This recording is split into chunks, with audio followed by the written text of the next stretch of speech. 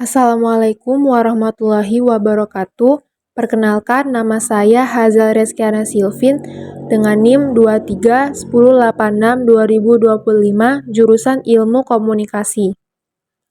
Pada kesempatan kali ini, saya akan mereview kembali materi pada pertemuan minggu lalu pada mata kuliah Ilmu Logika dengan materi kebenaran dan perlunya hukum akal.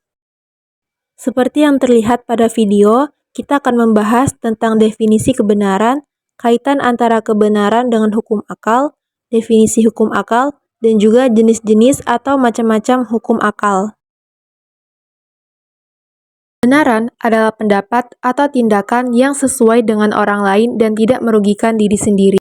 Dalam logika, kebenaran itu mengacu pada seberapa sesuai suatu pernyataan dengan fakta, dan sebuah argumen harus memiliki premis yang benar dan kesimpulan yang logis.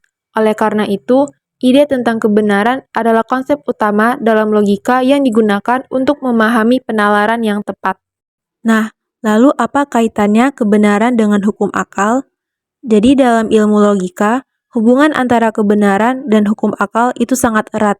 Keduanya bekerja sama untuk membentuk dasar penalaran yang sah dan adil. Jadi kaitannya adalah kebenaran merupakan dasar untuk penilaian argumen dan hukum akal adalah kerangka kerja yang digunakan untuk memastikan penalaran yang benar. Dan dalam ilmu logika, keduanya saling melengkapi karena memungkinkan kita untuk mengevaluasi argumen yang didasarkan pada prinsip logis. Selanjutnya adalah definisi dari hukum akal.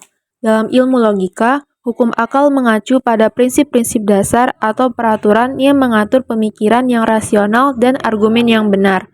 Jadi hukum akal membantu memastikan bahwa argumen atau penalaran kita adalah valid dan benar. Hukum akal terbagi menjadi 4. Yang pertama, hukum identitas, hukum non-kontradiksi, hukum keselarasan, dan hukum kausalitas. Yang pertama, hukum identitas dapat dirumuskan sebagai A adalah A, di mana A adalah simbol yang mewakili suatu proporsi tertentu, atau dengan kata lain, sesuatu memiliki identitas yang tetap. Misalnya, jika kita memiliki proporsi hari ini adalah hari Rabu, hukum identitas menyatakan bahwa proporsi tersebut adalah proporsi yang sama, yaitu hari ini adalah hari Rabu. Yang kedua, hukum non-kontradiksi yang berbicara tentang ketidakmungkinan adanya kontradiksi dalam suatu pernyataan. Dengan kata lain, hukum tersebut menyatakan bahwa suatu pernyataan tidak dapat bersamaan dengan benar atau salah dalam situasi yang sama.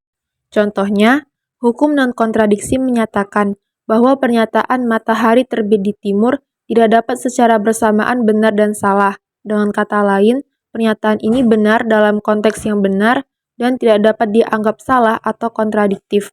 Sebaliknya, gagasan matahari terbit di barat dianggap salah karena bertentangan dengan fakta umum. Yang ketiga, hukum keselarasan. Menurut hukum ini, tidak boleh ada kontradiksi atau ketidaksesuaian antara proporsi yang digunakan dalam suatu argumen. Ketidaksesuaian ini mengacu pada ketika dua pernyataan saling bertentangan dalam konteks yang sama. Dengan kata lain, jika suatu pernyataan benar, maka pernyataan yang bertentangan dengannya harus salah. Contohnya, jika kita memiliki dua pernyataan, yang A menyatakan semua manusia adalah makhluk hidup, yang B menyatakan ada manusia yang bukan makhluk berpikir. Hukum keselarasan menyatakan bahwa pernyataan A dan B bertentangan satu sama lain dalam konteks yang sama.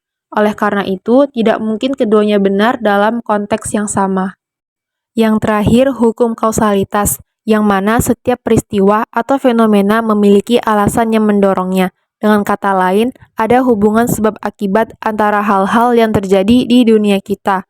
Contoh sederhananya, ketika kita menyalakan saklar lampu, lampu akan menyala. Dalam hal ini, menyalakan saklar adalah penyebab dan menyalanya lampu adalah akibat. Dapat disimpulkan bahwa kebenaran adalah konsep penting dalam logika yang berkaitan dengan sejauh mana suatu pernyataan sesuai dengan fakta.